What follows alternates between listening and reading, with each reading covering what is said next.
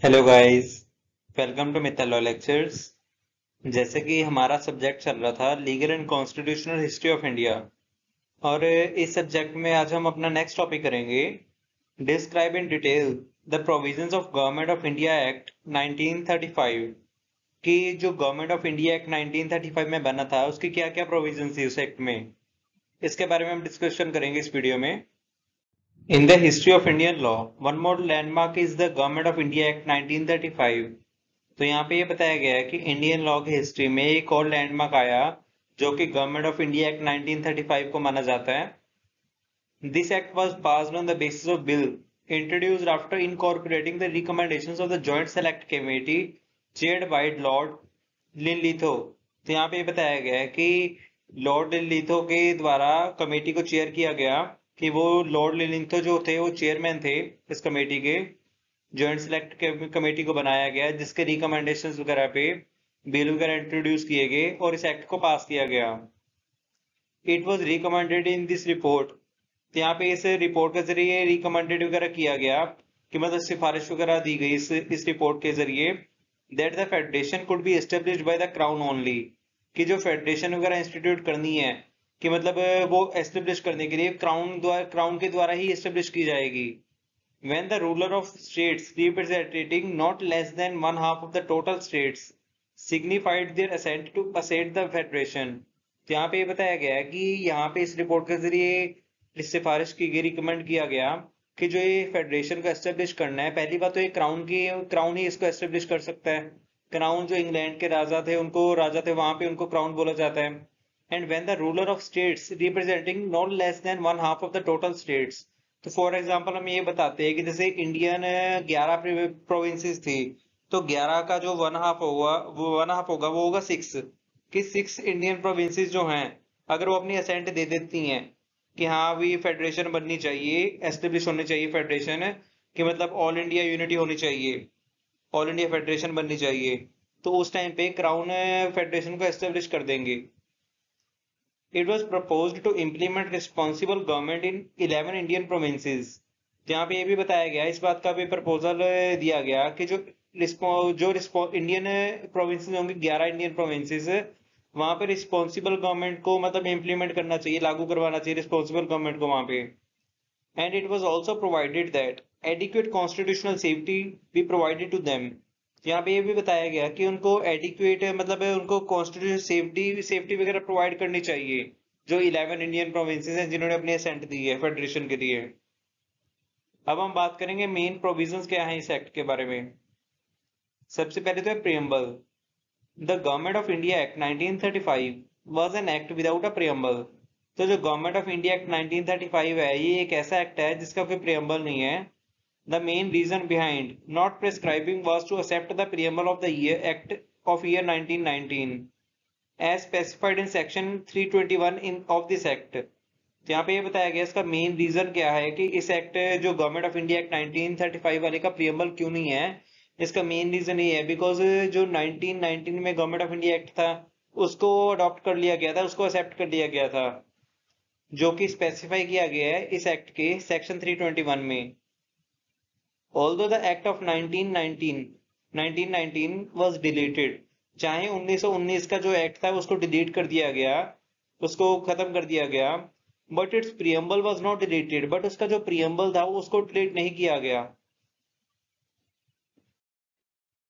Second इसमें provision दी गई है establishment of all India federation to remove dissatisfaction of Indians की डिससेटिस्फैक्शन को रिमूव करने के लिए, and to maintain political unity of India, और इंडिया की जो पॉलिटिकल यूनिटी है उसको मेंटेन करने के लिए, मेंटेन रखने के लिए ए provision was made in the act. एक प्रोविजन बनाएगी इस एक्ट के द्वारा एस्टेब्लिश एन इंडियन फेडरेशन, कि इंडियन फेडरेशन को एस्टेब्लिश किया जाए, बनाया जाए, कंपोज्ड ऑफ, कि जिसमें मतलब जिसका कंपोजिशन कैसे होगा, उसमें गवर्नर प्रोविंसेस ऐड होंगी, और चीफ कमिश्नर्स प्रोविंसेस जो ब्रिटिश इंडिया में थी वो ऐड होंगी, और ऐसी इंडियन स्टेट्स जो वॉलंटरली अपनी मर्जी से ऐड होना चाहती हैं, तो इन सभी को मिलाकर इंडियन फेडरेशन को बनाया जाएगा, एस्टेब्लिश किया जाएगा। इसमें थर्ड प्रोविजन है dyarchy in the courts. The government of India act 1935 introduce the dyarchy in the centre although it was opposed by the Simon Commission. तो यहाँ पे ये बताया गया है कि जो गवर्नमेंट ऑफ इंडिया एक्ट 1935 में इंट्रोड्यूस किया गया था, इसमें जो डीआरसी को इंट्रोड्यूस किया गया सेंटर में, ऑल्दो इट वाज, चाहे उसको मतलब उसको उसका विरोध किया गया साइमन कमीशन के द्वारा। The act dissolved the long established unity of government of India represented by the governor general council and establish DRC in its place. तो यहाँ पे ये बताया गया है कि इस एक्ट के द्वारा कि जो unity of government of India की चल रही थी, जो कि रिप्रेजेंट की जा रही थी गवर्नर जनरल एंड काउंसिल के द्वारा, उसको डिसॉल्व किया गया और उसकी जगह पे डीआरसी को एस्टेब्लिश किया गया। The federal subjects were divided into two parts, namely reserved and transferred subjects. तो यहाँ पे ये बताया गया है कि जो फेडरल सब्जेक्ट है उनको टू पार्ट्स में बांटा गया, टू सब्जेक्ट्स में बांटा गया। पहले तो आते हैं रिजर्व सब्जेक्ट्स कुछ होते हैं, फिर आते हैं transferred subjects. The reserve subjects were to be administered by the governor general. तो जो तो रिजर्व सब्जेक्ट हैं वो उसको एडमिनिस्टर, उनको कंट्रोल किया जाएगा गवर्नर जनरल के द्वारा। Whereas the transferred subjects were administered by the governor general with the aid and advice of the council of ministers. तो यहाँ पे ये बताया गया है कि जो तो ट्रांसफर्ड सब्जेक्ट्स हैं उनको एडमिनिस्टर किया जाएगा, कंट्रोल किया जाएगा गवर्नर जनरल के ही द्वारा, बट इसके लिए उनको एडवाइस लेनी पड़ेगी काउंसिल ऑफ मिनिस्टर से भी। The important subjects like defense, external affairs, religious affairs, etc. were included in the reserved subjects. तो यहाँ पे ये भी बताया गया है कि जो important subjects माने जाते हैं एक कंट्री के लिए, डिफेंस का, एक्सटर्नल अफेयर्स का, रिलीजियस अफेयर्स का, इन सभी को रिजर्व्ड सब्जेक्ट्स में इंक्लूड किया गया है। फोर्थ इसमें हमारी प्रोविजन है इस एक्ट की, प्रोविंशियल लिबर्टी। वैसे तो यहाँ पे ऑटोनॉमी भी लिख सकते हैं, लिबर्टी लिबर्टी भी लिख सकते हैं, इंडिपेंडेंस भी लिख सकते हैं। प्रोविंशियल का मतलब होता है स्टेट। हम ऐसे बोल सकते हैं कि यहाँ स्टेट की आजादी। This act sought to establish this act sought to abolish DRC in provinces and introduce provincial liberty. The distinction between the reserved and transferred subjects were removed. तो यहाँ पे ये बताया गया कि इस एक्ट के द्वारा डीआरसी जो है प्रोविंसेस में, उसको अबॉलिश किया गया और इंट्रोड्यूस किया गया प्रोविंशियल लिबर्टी को, कि मतलब स्टेट्स को अपनी अपनी आजादी दे दी गई, और जो रिजर्व्ड और ट्रांसफर्ड सब्जेक्ट्स थे उनका जो डिफरेंस था उसको रिमूव किया गया। For administration of the provinces the governor was to be aided and advised by the council of ministers who were collectively responsible to the provincial legislature. तो यहाँ पे ये भी बताया गया है कि जो प्रोविंसेस है, जो स्टेट्स है, उनको एडमिनिस्ट्रेशन और उनको कंट्रोल वगैरह करने के लिए जो गवर्नर है उनको मतलब एडवाइस भी लेनी पड़ती, उनको एडवाइस भी लेनी पड़नी थी काउंसिल ऑफ मिनिस्टर से, और जो कि कोलेक्टिवली रिस्पॉन्सिबल है, मतलब उनके बराबर रिस्पॉन्सिबल माने जाते हैं प्रोविंशियल लेजिस्लेचर को बनाने के लिए, स्टेट्स के कानूनों को बनाने के लिए। फिफ्थ इसमें प्रोविजन दी गई है, protection to minority. Appropriate provisions were made in the Government of India Act 1935 for the protection of the interest of the minorities। कि जो गवर्नमेंट ऑफ इंडिया एक्ट 1935 में बनाया गया था, उस एक्ट में एप्रोप्रिएट प्रोविजंस वगैरह दी गई हैं ताकि माइनॉरिटीज की प्रोटेक्शन को, इंटरेस्ट देखकर उनको प्रोटेक्शन वगैरह दी जा सके। सिक्स्थ इसमें प्रोविजन दी गई है, establishment of a federal court. The Government of India Act 1935 provided for the establishment of a federal court for India। तो जो गवर्नमेंट ऑफ इंडिया एक्ट 1935 है, इसके जरिए फेडरल कोर्ट की एस्टेब्लिशमेंट की गई इंडिया में, जिसके पास ओरिजिनल, एपीलेट और एडवाइजरी जुरिसडिक्शन होती थी फेडरल कोर्ट के पास। सेवेंथ इसमें प्रोविजन दी गई है, supremacy of British parliament. The right to make any amendment, substitution, deletion, deletion का मतलब डिलीट करना कुछ, in the government of India act 1935 was to British parliament. की जो राइट्स है अमेंडमेंट करने के, सब्स्टिट्यूशन करने के, डिलीट करने के, कोई भी प्रोविजंस को जो गवर्नमेंट ऑफ इंडिया एक्ट 1935 में बनाई गई हैं, वो सिर्फ ब्रिटिश पार्लियामेंट के पास थी, and not to any other authority. और किसी अथॉरिटी के पास नहीं थी अमेंडमेंट करने की, डिलीट करने की, कुछ भी सब्स्टिट्यूट करने की पावर्स वगैरह। So the supremacy of British parliament remained intact. तो जो ब्रिटिश पार्लियामेंट की सुप्रीमेसी है कि उनको सुप्रीम माना जाता है, वो एज इट इज वैसे ही रही जैसे पहले थी। एट्थ इसमें प्रोविजन की गई है इलेक्शन सिस्टम के बारे में। Legislative assemblies, voting rights and communal election system were widely enhanced in this act. तो जो लेजिस्लेटिव असेंबलीज हैं, वोटिंग राइट्स है, कम्युनल इलेक्शन सिस्टम्स वगैरह है, इनको बढ़ाया गया इस एक्ट के जरिए। The federal legislature consisted of the council of state and the federal assembly where the number of members were 270 and 375 respectively. तो यहाँ पे ये बताया गया है कि जो फेडरल लेजिस्लेचर है उनको कंसिस्ट किया गया काउंसिल ऑफ स्टेट और फेडरल असेंबली के द्वारा, जहाँ पे नंबर ऑफ मेंबर्स जो थे 270 और 375 थे, कि काउंसिल ऑफ स्टेट में 270 थे और फेडरल असेंबली में 375 थे। The council of state was to be constituted by the direct election and federal assembly by indirect election. तो यहाँ पे ये भी बताया गया है कि जो काउंसिल ऑफ स्टेट है वो तो डायरेक्ट इलेक्शन के द्वारा उसको कॉन्स्टिट्यूट किया जाता था, but on the other side हम बोल सकते हैं जो फेडरल असेंबली है उसको इनडायरेक्ट इलेक्शन के द्वारा कॉन्स्टिट्यूट किया जाता था। Right to vote enhanced to 9 times. तो जो वोटिंग राइट था उसको इनहेंस कर दिया गया, उसको बढ़ा दिया गया 9 गुना इस एक्ट के जरिए। 9th इसमें प्रोविजन दी गई है डिवीजन ऑफ पावर्स की। For division of powers between federation and units 3 list were prepared in the act. तो जो पावर्स है उनकी डिवीजन करने के लिए फेडरेशन और यूनिट्स में 3 लिस्ट वगैरह बनाई गई है, प्रिपेयर की गई है इस एक्ट के जरिए। सबसे पहले तो है फेडरल लिस्ट, जो बोल सकते हैं हम सेंट्रल लिस्ट। फिर आती है प्रोविंशियल लिस्ट, जो होती है स्टेट गवर्नमेंट वगैरह की लिस्ट जो होती है। फिर आती है कॉन्करेंट लिस्ट, जिसमें दोनों सेंटर और स्टेट दोनों रूल्स एंड रेगुलेशंस वगैरह लॉज वगैरह बना सकते हैं। तो 59 सब्जेक्ट्स दिए गए फेडरल लिस्ट में और 54 सब्जेक्ट दिए गए प्रोविंशियल लिस्ट में, और तो 36 सब्जेक्ट वगैरह दिए गए कॉन्करेंट लिस्ट के अंदर। सबसे पहले इसमें बात बताई गई है जो फेडरल लिस्ट है उसका मतलब ये है कि जो सेंट्रल गवर्नमेंट है, सेंट्रल गवर्नमेंट फेडरल लिस्ट में जो सब्जेक्ट्स वगैरह दिए गए हैं उनके लिए लॉ बना सकती है, बट जो स्टेट गवर्नमेंट है वो फेडरल लिस्ट के सब्जेक्ट मैटर पे लॉ वगैरह नहीं बना सकती, ये रूल्स एंड रेगुलेशंस नहीं बना सकती। तो वैसे ही जो सेंट्रल गवर्नमेंट वगैरह है वो प्रोविंशियल लिस्ट जो है स्टेट के मतलब सब्जेक्ट मैटर वगैरह हैं उन पे लॉज वगैरह रूल्स एंड रेगुलेशंस वगैरह इंपोज नहीं कर सकते, नहीं बना सकते। But on the other side हम देखते हैं कॉन्करेंट लिस्ट। कॉन्करेंट लिस्ट वो होती है जिसमें सेंटर और स्टेट दोनों के दोनों रूल्स एंड रेगुलेशंस लॉज वगैरह बना सकते हैं, उनकी कुछ हदों तक कुछ लिमिट्स वगैरह होती हैं, लिमिट्स के अंदर रहकर। Remaining powers were wasted with the governor general. तो जो पावर्स बची वो गवर्नर जनरल को, मतलब गवर्नर जनरल को दे दी गई, गवर्नर जनरल के पास थी वो पावर जो बची हुई थी। The governor general was the arbitrator of conflicting claims of the federal and provincial legislatures in the sphere of the concurrent subjects. यहाँ पे ये भी बताया गया है कि अगर तो कोई कॉन्करेंट सब्जेक्ट्स वगैरह पे अगर फेडरल और प्रोविंशियल लेजिस्लेचर जो है कि मतलब सेंटर और स्टेट अपने लॉज वगैरह बनाती हैं और कन्फ्लिक्ट वगैरह राइज होता है, तो जो गवर्नर जनरल है वो आर्बिट्रेटर का रोल प्ले करेगा ताकि उनके मैटर को सुलझाया जा सके। इस वजह से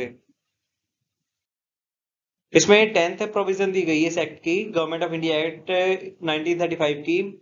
abolishment of India council to aid and advise the secretary of state for India a provision for appointment of minimum 3 and maximum 6 members was made by abolishing the approx 80 years old India Council।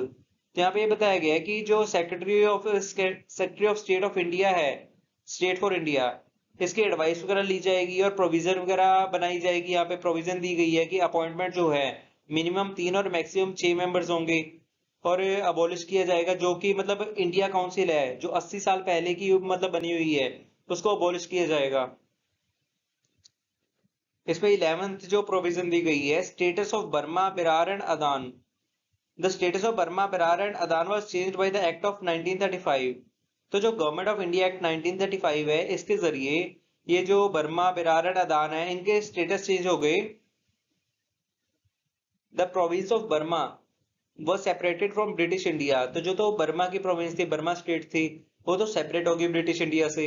And Berar was merged in the middle provinces with the view of administration. और जो तो बेरार थी उसको मतलब उसको middle provinces के साथ मर्ज कर लिया गया ताकि वहां पे कंट्रोल किया जा सके। Likely the Aden was subjected to colonial office of England by separating it from the Indian administration. और जो अदान थी उसको इंडियन एडमिनिस्ट्रेशन से अलग करके उसको जो इंग्लैंड के कॉलोनियल ऑफिस वगैरह थे उसमें ऐड कर दिया गया, उसमें मतलब इंक्लूड कर दिया गया ताकि इस पर कंट्रोल किया जा सके अदान पे भी। अब हम बात करेंगे पावर्स ऑफ गवर्नर जनरल की, गवर्नर जनरल के पास कौन कौन सी पावर्स हैं। Exclusive powers were delegated to the Governor General by the Government of India Act 1935 and made his position very important in the Constitution. यहाँ पे ये बताया गया है कि काफी ज्यादा पावर्स डेलीगेट कर दी गई गवर्नर जनरल को bye the act of government of India act 1935 के जरिए। एंड उसकी जो पोजीशन है गवर्नर जनरल की वो काफी इंपॉर्टेंट बना दी गई कॉन्स्टिट्यूशन में। It was rightly to say that he become a cornerstone of the entire constitution. तो ये यहाँ पे बताया गया कि ये कहना सही है कि जो गवर्नर जनरल है वो इंटायर कॉन्स्टिट्यूशन का मतलब कॉर्नरस्टोन माना जाता है, कि मतलब इनके डिसीजंस वगैरह हर जगह पे मैटर करते हैं। His powers may be detailed in the following heads. तो जो गवर्नर जनरल की पावर्स हैं वो बताई जा रही है। Supreme status was given to him in constitution. सबसे पहली पावर तो है कि जो कॉन्स्टिट्यूशन ऑफ इंडिया है हमारा, कॉन्स्टिट्यूशन में इनको सुप्रीम स्टेटस दिया गया गवर्नर जनरल को। Legislative, financial and administrative powers were delegated to him. तो जो कानून बनाने की, फाइनेंशियल या एडमिनिस्ट्रेटिव कंट्रोल करने की पावर्स वगैरह डेलीगेट की गई गवर्नर जनरल को। He could pass the ordinance. Ordinance as a orders, मतलब उनके पास पावर्स थी कि वो ऑर्डिनेंस लॉज वगैरह पास कर सकते हैं governor general. Remaining powers were given to him by which he at his discretion could provide to the Council of State और Federal Assembly। तो जो पावर्स वगैरह कुछ बची हुई थी वो भी गवर्नर जनरल को दे दी गई ताकि वो डिस्क्रिशनरी पावर वगैरह यूज करके काउंसिल ऑफ स्टेट और फेडरल असेंबली को प्रोवाइड कर सके कोई भी अगर पावर्स वगैरह करनी है तो। He was authorised to appoint और dismiss the ministers. Governor general को ये भी पावर्स दे दी गई कि वो मिनिस्टर्स को अपॉइंट भी कर सकते हैं और डिसमिस भी कर सकते हैं। Appointment of chief commissioner was done by him. तो जो चीफ कमिश्नर की अपॉइंटमेंट है वो भी गवर्नर जनरल के द्वारा ही की जाने लगी। Fixation of salary, tenure of service, terms and conditions of service of the members of federal public service commission was under his jurisdiction. तो जो सैलरी क्या फिक्स करनी है, उनकी क्या टेन्योर रहेगी, कितने साल की सर्विस रहेगी, क्या उनके सर्विस के टर्म्स एंड कंडीशंस रहेगी, जो कि मेंबर्स है फेडरल पब्लिक सर्विस कमीशन के, वो गवर्नर जनरल को इस चीज की जुरिसडिक्शन दे दी गई। ये भी पावर है गवर्नर जनरल के पास कि वो ये सब चीजें तय कर सकते हैं। He was empowered to summon and dissolve the legislative assembly. तो जो गवर्नर जनरल है वो लेजिस्लेटिव असेंबली को समन भेज सकते हैं, डिसॉल्व कर सकते हैं, उनको ये भी पावर दे दी गई। He had the powers to hold the undesired bills. तो जो गवर्नर जनरल है उनके पास ये भी पावर्स थी कि बिना जो मतलब वो बिल नहीं चाहते तब तक वो बिल कोई भी, मतलब जब तक उनकी मर्जी से कोई भी बिल नहीं होता तब तक वो उस बिल को होल्ड कर सकते थे। कोई भी उनसे कोई क्वेश्चनिंग वगैरह नहीं कर सकता था इस चीज के लिए। He could suspend the constitution during emergency. तो जो गवर्नर जनरल उनके पास ये भी पावर थी कि वो कॉन्स्टिट्यूशन को इमरजेंसी के टाइम पे सस्पेंड कर सकते थे। He was empowered to put proposal for imposing a tax and to expand। यहाँ पे ये भी बताया गया है कि जो गवर्नर जनरल है उनको ये भी पावर दी गई थी कि वो इन मतलब टैक्स वगैरह इम्पोज कर सकते हैं, टैक्स वगैरह कलेक्ट कर सकते हैं, केवल कलेक्ट करवाने की पावर्स वगैरह उनको दी गई, और कहाँ कहाँ पे वो टैक्स का खर्चा वगैरह किया जाना चाहिए ये भी गवर्नर जनरल को पावर्स दी गई। इन मैनी केसेस ही में फंक्शन एट हिज डिस्क्रिशन। तो काफी केसेस में वो डिस्क्रिशनरी पावर्स का भी यूज कर सकते हैं governor general. Due to over centralization of powers, the Governor General assumed the role of a dictator। जहाँ पे बताया गया है कि काफी ज्यादा पावर्स गवर्नर जनरल को दे दी गई, जिस वजह से उनका मतलब as a role of dictator माना गया कि जो गवर्नर जनरल है वो एज अ डिक्टेटर वर्क कर रहे हैं। Not only this but these powers were in contravention to the principles of the responsible government.